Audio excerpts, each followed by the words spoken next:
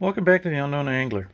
Hey, today we're going to talk about all the tools you'll need for making brushes. EP brushes, Crafter brushes, Naiad brushes, whatever you want to make for saltwater and freshwater flies. Anyway, I use an Oasis dubbing brush maker, which is obviously the first tool you'll need, but that's not what I'm here to talk about. What I want to talk about is all the peripheral tools you'll need. So, with all the essential tools you'll need for building your brushes, the very first one you'll need is a pair of good serrated scissors.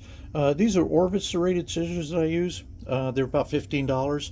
The reason to use serrated scissors is because if you have serrated scissors, when you cut the material won't move inside the scissors. Basically, it holds the material in place, and when you cut it, it'll cut it clean. It won't move out of the way. If you have straight edge scissors in here, it pushes the material sometimes, and you don't get an even cut on it. For most of the brushes that you see me tie, for instance this one, and I tied this one specifically for this video so that I have that pink is what I would consider the body of the brush.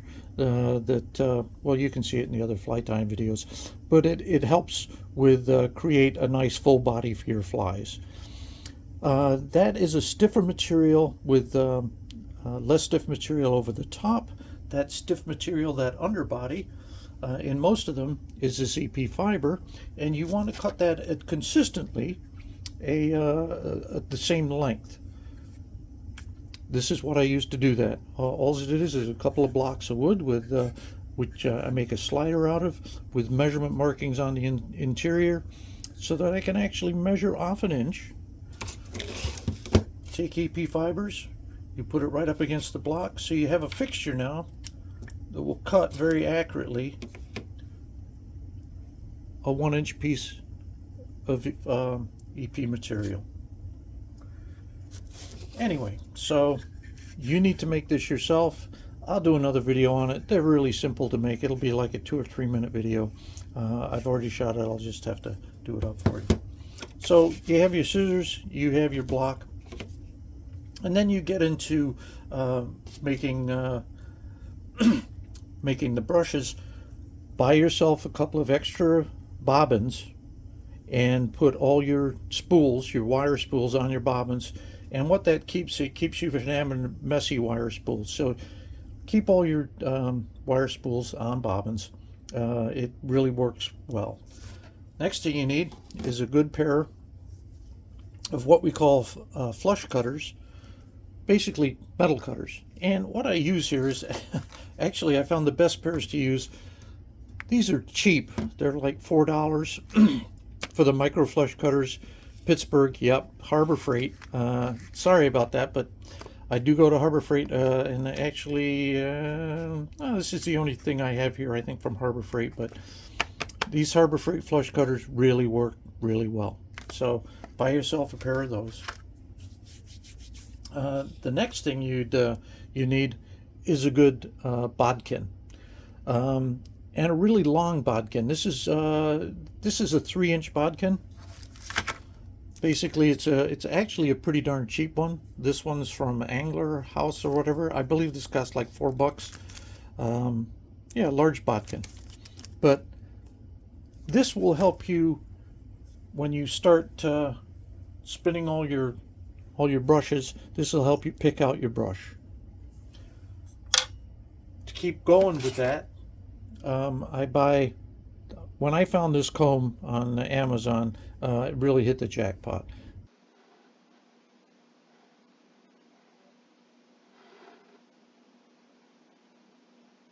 This comb is for your larger brushes, for your Naiads and everything else. This allows you to comb out the brush really, really well. At the same time, what I do use a lot too is a pet brush. These are called, I believe they're called flicker brushes, but be careful because some of these pet brushes here have little rubber balls on the outside, so they don't scratch your pet, or they're supposed to be nicer on your pet. Those won't work. You need the ones with that have just the wire brush all the way through. I believe they're called flickers. I'll check on that. I'll try to show you the Amazon area where you can buy these.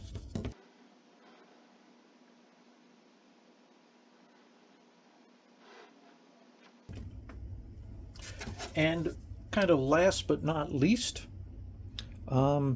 this is an eyebrow brush. You can get this on Amazon too. Yeah, I do a little bit of shopping on Amazon. I think everybody does.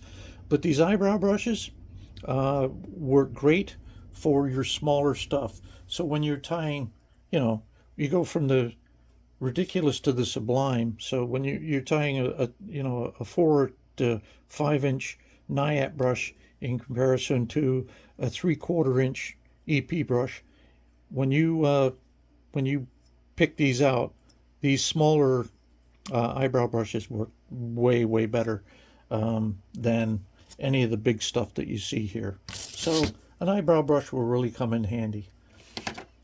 And of course, there's the Wilson wax. Now, I've had this forever, so I'm not sure if they even make Wilson wax anymore. This came from Creek Company, but dubbing wax is what you need. And you put dubbing wax on the wire at the very end to make sure everything holds together really nicely. Anyway, that's pretty much it. Good luck out there. We'll see you next time.